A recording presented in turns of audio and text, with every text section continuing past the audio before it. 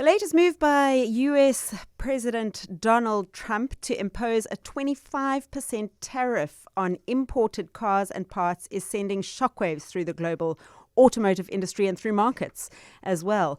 With South Africa heavily reliant on vehicle exports, particularly to international markets like the US, this decision could have major consequences for local manufacturers, workers, and the broader economy. Joining me to unpack what it means for you and I is Dr. Michael Power, consultant to 91 and expert in global markets and trade dynamics.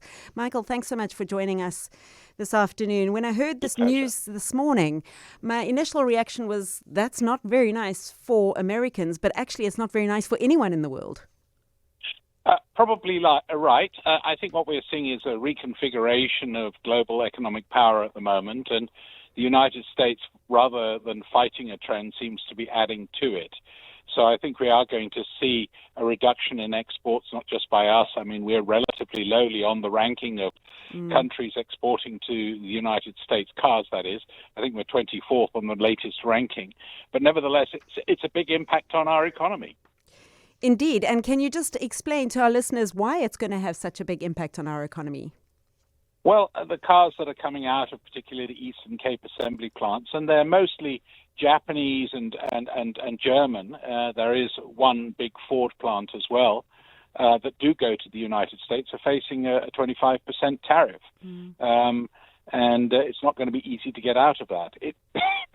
There's a secondary consequence as well, which probably hasn't been picked up on, and that is that we have a very delicate arrangement with many of the car manufacturing companies that if they do assemble and export cars from South Africa to the rest of the world, they get preferential access to the South African market for the rest of their fleets.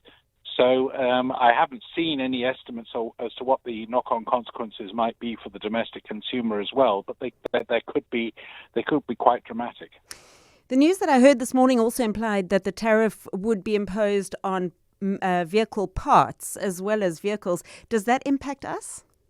Yes, it does, though not to the same degree. Much of the exports that we have from South Africa are CKDs, knockdown kits that get assembled here and re-exported, but the kits themselves come in from outside.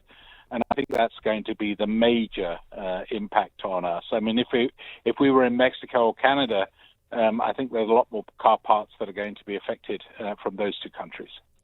Oh, I was about to say, I know that the initial reaction from Canada was not favorable at all. What other effects does it have on broader global trade? Look, I think it's just part and parcel of a much wider waking up realization now that America is not going to be an easy market to access in future because of Donald Trump's policies. And I think what we're going to see is a complete reconfiguration of the global auto market. And one of the things I predict that's going to happen in South Africa's case is that we're going to see a much greater involvement of Chinese car manufacturers in the South African market than we have up until now. I've just been around Latin America, and they're already much more deeply embedded in the Latin American markets than they are here in South Africa, and indeed in Africa more broadly. And I think that Africa as a continent must be on the target list for many of the Chinese producers. Perhaps not the same for BMW and Mercedes because they're high end, but cars that are slightly more saloon level. I think the Chinese producers must be looking at the African market with glee at the moment because I don't think the African market is, generally speaking, predisposed towards, for instance, buying American cars. We're already seeing it. I'm seeing so many Chinese brands on the roads that I've never even heard of. So it's already happening. And as you say, likely to just increase even further.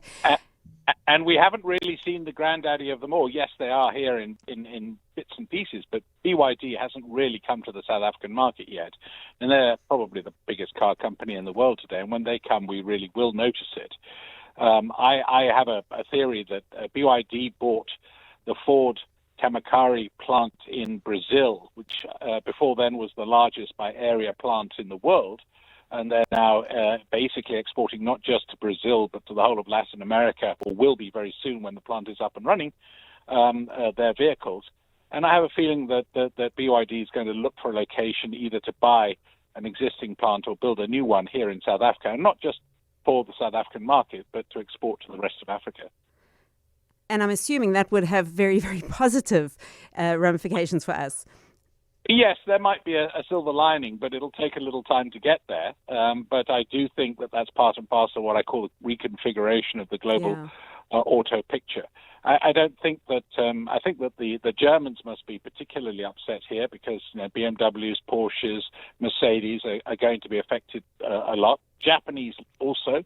They have a lot of cars that go not just from Japan but from all over the world into the U.S. markets, and they won't like it either. And then, of course, the Canadians and the Mexicans often are actually exporting American branded cars, but they're just assembled in Canada and Mexico into the United States. But that doesn't, just because they're American branded, just because they're Fords, doesn't mean that they don't incur the 25% tariff.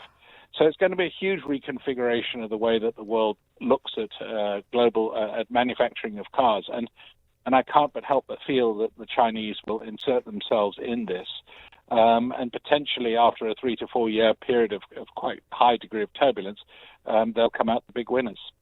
Michael, that's crazy to hear you say that there will still be tariffs on American brands that are coming into the country from Canada. Yep. We've got Fords going from South Africa. I think the Ford Ranger goes from South Africa to the United States, and that's going to incur a tariff. What Trump is trying to do is say to Ford, bring your production of those Ford Rangers back to the US. Yeah. Just mad. Thank you very much for unpacking that for us, Dr. Michael Power, consultant to 91. That is such an interesting story to watch.